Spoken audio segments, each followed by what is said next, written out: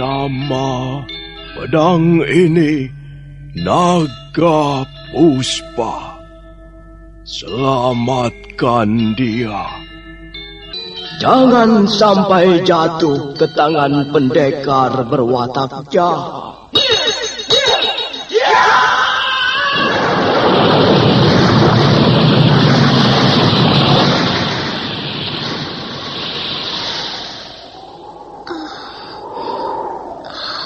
Kakang Kamandanu, kau masih juga tidak percaya bahwa aku mencintaimu. Mesin, maafkan aku, Mesin. Mesin, Mesin.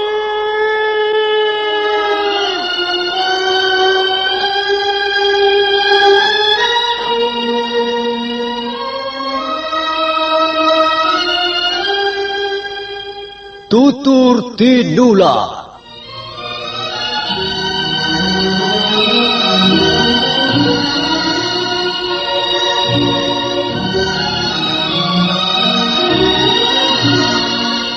Sebuah sandiwara radio serial, produksi Sanggar Cerita dan teater Sanggar Prativi.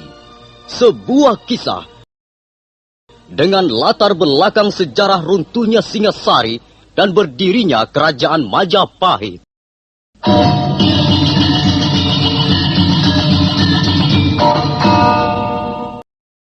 Sandiwara ini didukung oleh pemain-pemain radio yang sudah ternama, Ferry Fadli, Ivone Rose, dan Eli Ermawati.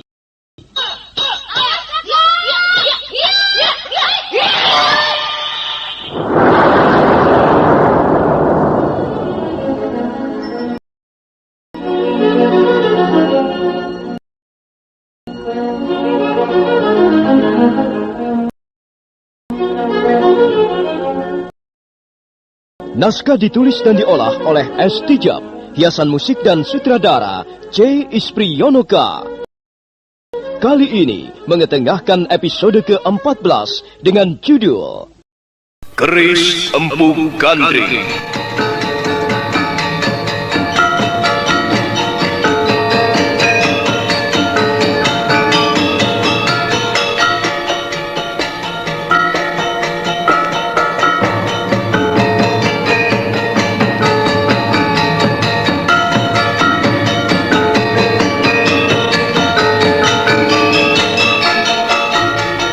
Dalam seri ke-413 ini didukung oleh para pemain Mas Burhan sebagai Aki Buyut, Ivone Rose sebagai Sakawuni, Mbak Sud sebagai Nyai Buyut, Ferry Fadli sebagai Arya Kamandanu, Suryadin sebagai Kulagiri, Mucus dan Rusli sebagai penjahat, dan Asdi Suhastra pembawa cerita. Selamat menikmati.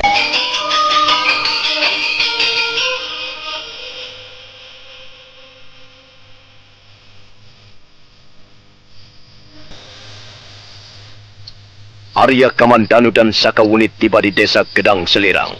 Mereka heran melihat suasana di sekitarnya. Di samping sunyi dan lengang, desa Gedang Selirang sepertinya dicekam rasa takut. Pintu-pintu rumah tertutup rapat, dan tak seorang pun warga desa menyalakan lampu penerangan. Akhirnya Arya Kamandanu memutuskan untuk bertanya pada salah seorang warga desa. Mereka kemudian berhenti di depan sebuah rumah kayu yang mempunyai pekarangan cukup luas. Setelah mengetuk pintu beberapa kali, akhirnya mereka berdua dipersilahkan masuk.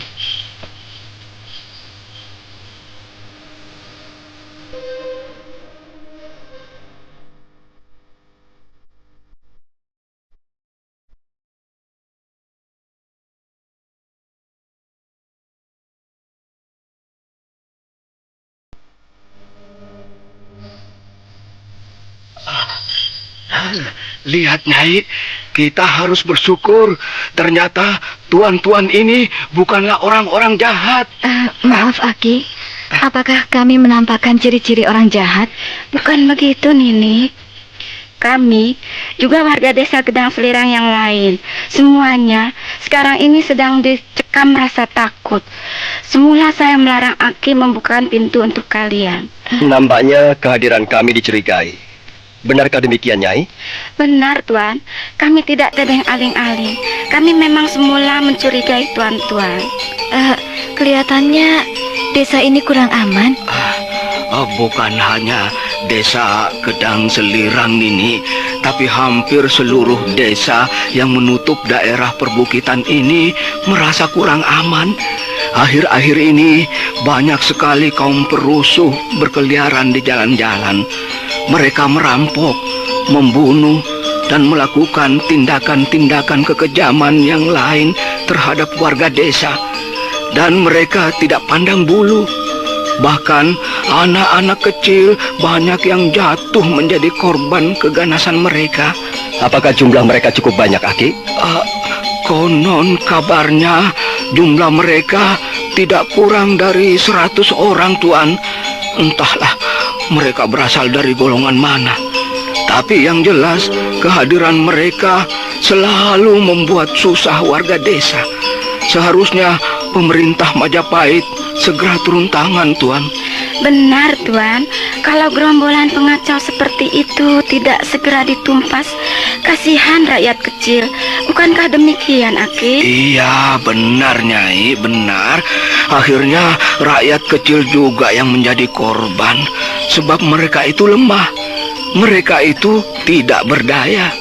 Dan mereka butuh perlindungan.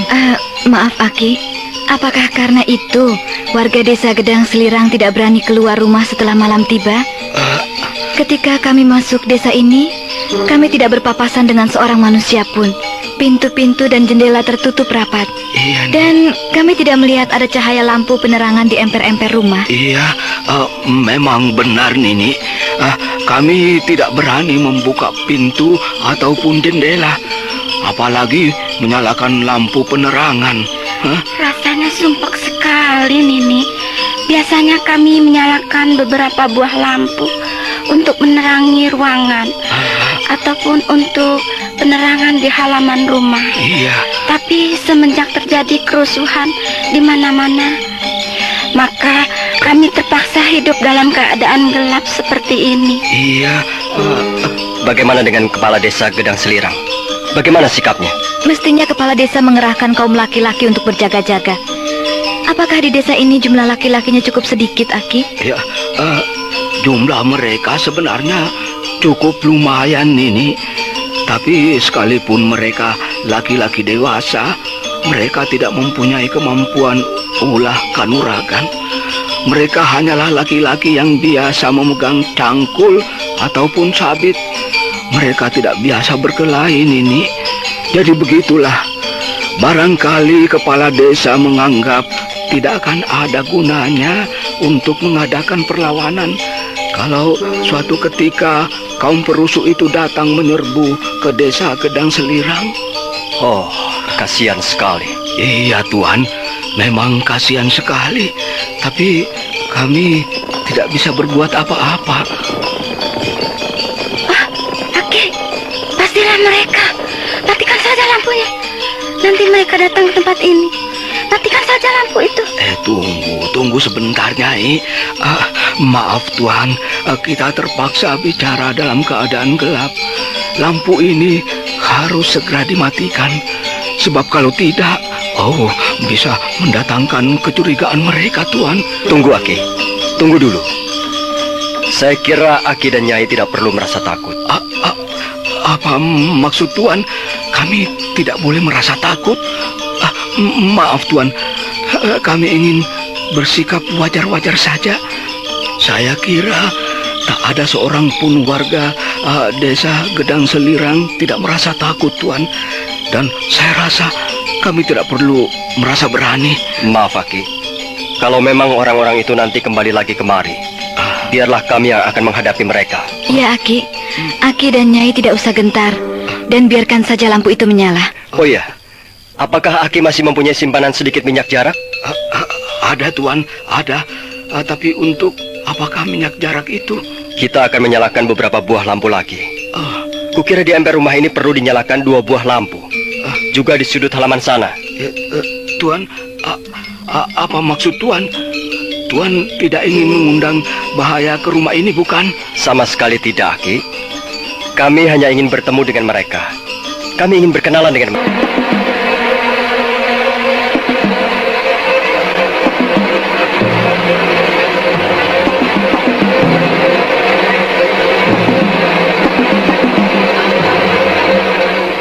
Dengan berat, Aki terpaksa meluluskan permintaan Arya Kamandanu. Dan setelah memperoleh minyak jarak, Arya Kamandanu dan Sakawuni melangkah keluar ke halaman. Sebentar kemudian, halaman sudah menjadi terang benderang. Arya Kamandanu dan Sakawuni kemudian kembali masuk. Tapi baru saja Sakawuni menutup daun pintu, mendadak kembali terdengar derap orang-orang berkuda, semakin lama semakin dekat.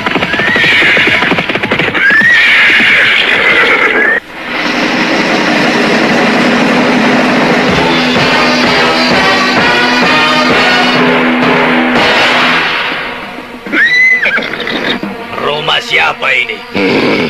Kurang ajar. Berani sekali pemilik rumah ini, Kakang Kulagiri. Cepat kau turun dari kuda itu. Gedor pintu rumah itu. Aku ingin bertemu dengan pemilik rumah. Baik, Kakang. Laki-laki berbadan tegap dan kekar yang berpakaian serba hitam, sambil menyeka janggutnya yang tebal, melangkah ke arah pintu. Sementara teman-temannya yang berjumlah tidak kurang dari 100 orang, tetap duduk di atas kudanya masing-masing. Buka pintunya! Ayo, cepat buka pintunya!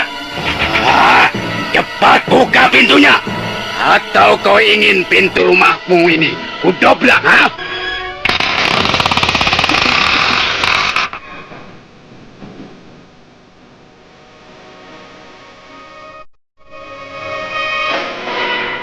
Monyet jelek! Kiranya hanyalah seorang tua bangka. Wah, mengapa kau terlalu lama membuka pintu ini, ha? Ampun, Tuan. Ampun. Kami takut, Tuan. Oh, takut. Takut. Apa yang kau takutkan, ha? Apakah di desa Gedang Selirang ini banyak hantunya, ha?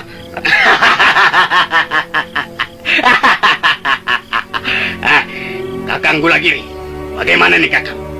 Akan kita apakan orang tua ini? Kau warga asli Pedukuhan Gedang Selirang ini? Iya, Tuan. Asli. Kami adalah warga asli, Tuan. Kami adalah penduduk asli desa ini, Tuan. Cukup. Sekarang jawab pertanyaanku. Iya, Tuan. Jawab dengan tegas dan jangan berputar-putar. Dengan siapa kau tinggal di rumah ini? Dengan istri saya, Tuan. Iya, ini dia orangnya. Sini, Nyai, kemarilah. Ini, Tuan, istri saya. Hanya berdua saja? Ya, Tuan. Kami tinggal di rumah ini hanya berdua saja. Jangan bohong. Aku melihat ada bayangan manusia bergerak-gerak di balik dinding. Siapa mereka itu? Tidak ada siapa-siapa, Tuan. Itu mungkin bayangan lampu, Tuan. Tidak ada siapa-siapa. Hanya kami berdua saja, Tuan. Dua bangka masih mau berdusta. Kalian ingin mampus ya? Mengapa kalian tidak mengaku saja terus terang? Apakah perlu kita geledah isi rumahnya, Kakang Kulagiri? Tunggu perintahku. Bagaimana monyet tua? Masih tidak mau memberitahu keterangan yang benar? Aku bertanya, siapa yang tinggal bersamamu di rumah ini? Tidak ada, Tuan. Sungguh tidak ada siapa-siapa. Hanya kami berdua, Tuan. Dusta! Jangan, Tuan. Jangan sakiti dia. Jangan pukul dia. Dia sudah tua. Oh, Aki, kau tidak apa-apa. Aki, sakit kaki. Sudahlah, Nyai. Diam sajalah. Ayo, kau juga. Kalian berempat, masuk ke rumah dan geledah isi rumah itu. Cepat kerjakan. Baik. Kalau kalian menemukan seseorang, seret dia keluar. Tidak usah. Kalian tidak perlu menggeledah rumah ini. Kami akan keluar. Berdebah. Jadi kau telah berdusta. Kau telah berani membohongi kami, hai tua bangka. Hah? Oh, ampun Tuan, ampun Tuan. Lepaskan. Aki dan Nyai tidak bersalah. Biarkan mereka berdua masuk rumahnya. Selanjutnya, kalian bisa minta keterangan pada kami. Berdebah. Aku juga tidak butuh sapi-sapi tua seperti ini. Ayo masuk. Iya Tuhan. Ayo Nyai, kita masuk ke rumah Nyai. Ya, kita tidak usah ikut campur urusan ini. Aki dan Nyai segera beriringan masuk kembali ke dalam rumahnya. Sesaat lamanya suasana di halaman menjadi hening. Arya Kamandanu dan Sakawuni berdiri tenang menunggu. Siapa kalian? Kami berdua tidak mempunyai tempat tinggal tetap. Kami hanya bermaksud singgah sebentar di desa Gedang Selirang.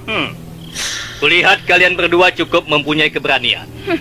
Kami tidak perlu merasa takut, karena kami tidak melakukan kesalahan apa-apa. Sombong! Kita gasak saja mereka, Kakang Sulagiri. Kita bikin mampus mereka di tempat ini. Jangan melakukan apa-apa sebelum ada perintah. Hei, tundukkan wajahmu. Jangan memandang aku dengan cara begitu. Aku tidak suka.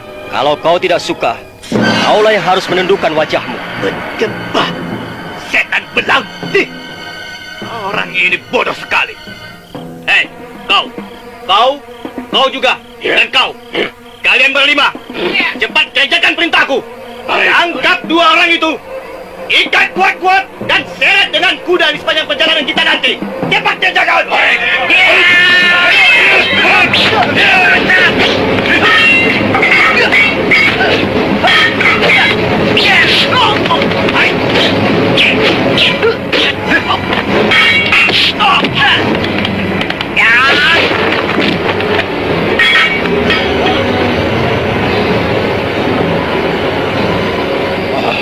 Kakang Kulagiri. Lihat, teman-teman kita roboh. Mereka semuanya roboh binasa. Kurang ngajar, setan alas. Mau pamer kepandian ya? Ayo cepat, turun kalian dari kuda masing-masing. Gebuk saja mereka yang ramai.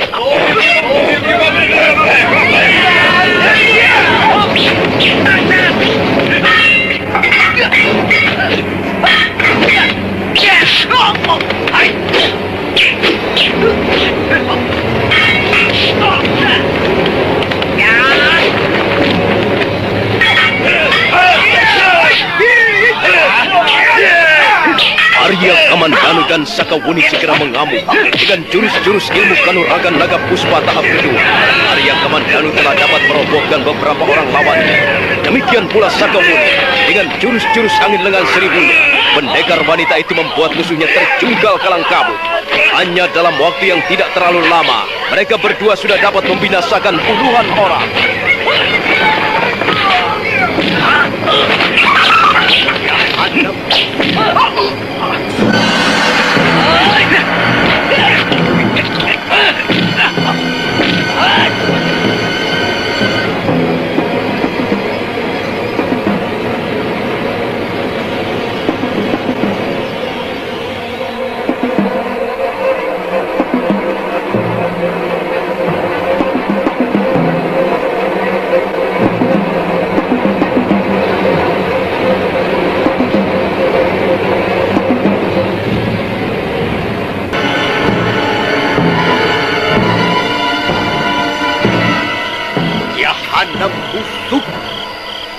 Kurang ajar. Kalian sudah membunuh orang-orangku. Kalian akan segera binasa di tangan kami. Kalian rupanya tidak tahu sedang berhadapan dengan siapa. Kami tahu sedang berhadapan dengan kaum perusuh. Kalian adalah tukang-tukang pembuat onar. Kalian harus segera dibasmi. Kalian tidak mungkin dapat membinasakan kami. Lebih baik kita bergabung saja dengan teman-teman kita yang lain, Kakang Kulagiri. Iya. Atau lebih baik kita laporkan hal ini kepada junjungan kita, Tuan Kumpu Bajil. Tidak usah. Kita harus mempunyai rasa malu. Memalukan sekali. Membunuh dua ekor tikus comberan seperti ini tidak perlu kita minta bantuan kepada siapapun juga. Rupanya kalian anak buah Mubajir. Di manakah pimpinan kalian itu sekarang? Kalian berdua akan mampus. Mengapa masih menanyakan pimpinan kami? Sekarang kami akan bertempur dengan sungguh-sungguh. Dan kami tidak akan membiarkan kalian pergi dari tempat ini dalam keadaan hidup. Tidak seorang pun. Ayo Sakawuni, tunggu apa lagi? Kita sikat mereka semuanya.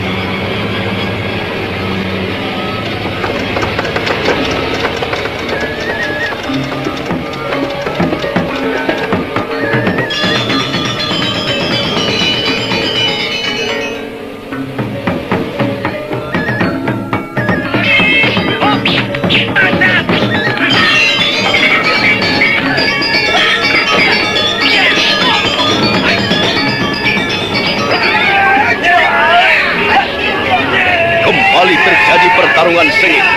Arya Kamandanu dan Sakawuni menerjang lawan-lawannya dengan garang. Satu persatu mereka dapat dirobohkan.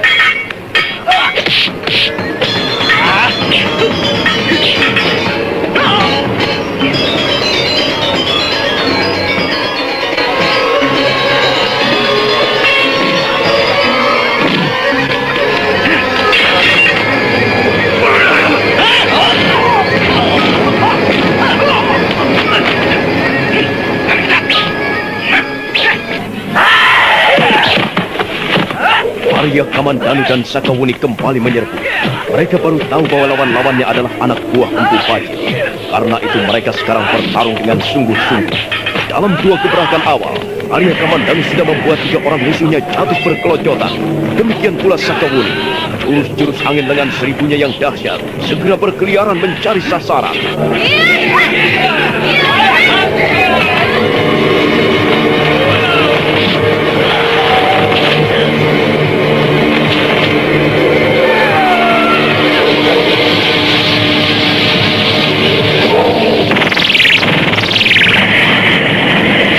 Arya Kamandanu terus mengamuk bagaikan banteng terluka.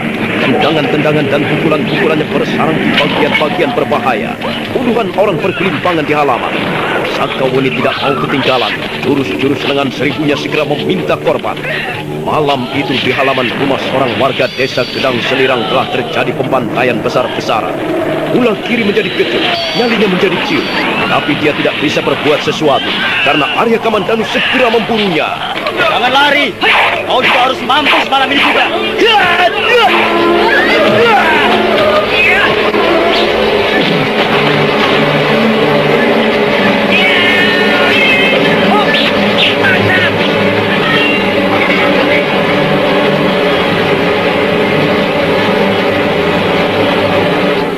Saudara pendengar, silakan menunggu seri berikutnya. Sampai jumpa.